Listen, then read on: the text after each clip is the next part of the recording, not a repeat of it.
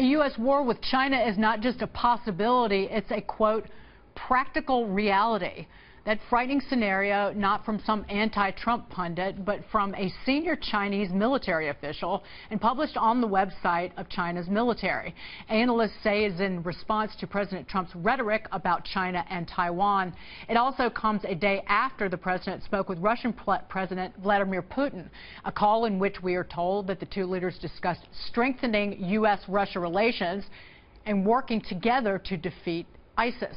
In other words, some big-time geopolitical issues involving the world's three biggest nuclear powers. No worries.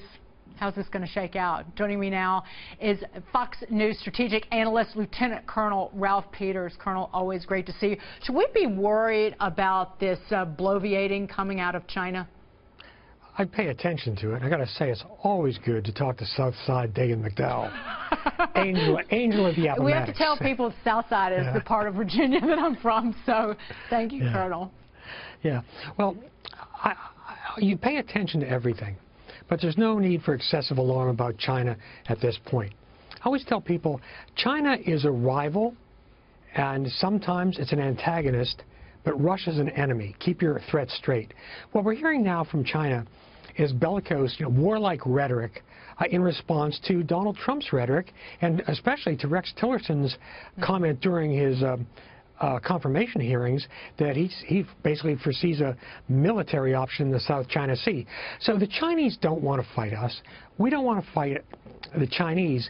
The problem is that by attacking China publicly, say implies to Mexico, by the way, attacking China publicly, they can't back down without losing an enormous amount of faith. So right now you have two superpowers, China and the United States, acting like schoolyard kids, yelling at each other.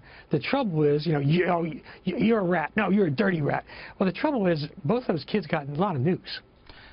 But don't expect President Trump to stop with the rhetoric. It's because again, so just when people think that he's going to behave in a different way, he doesn't, and then they act as if they're shocked. But what about this travel ban over the weekend? Doesn't that send a message to the leaders of China or Mexico or even Vladimir Putin himself that Trump walks the talk and makes good on his word, and that they need to pay attention to him?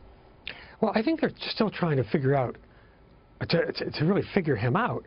But I have to say that whatever you think of the contents of the travel ban, the sheer incompetence with which it was rolled out did not do us any favors in the world.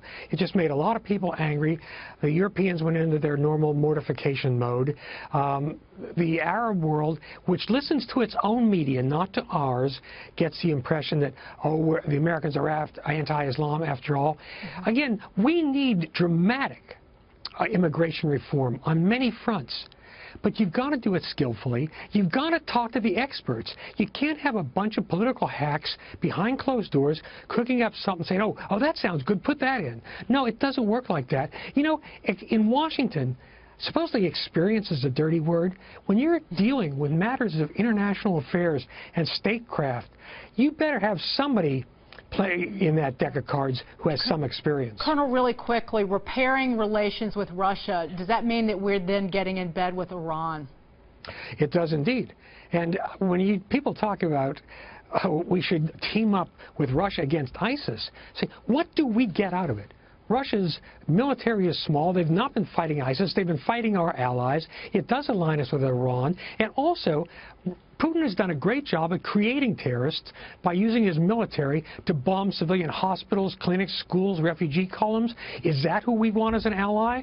I mean, this is the idea that we have to somehow make Russia an ally again is nuts. We don't need Russia.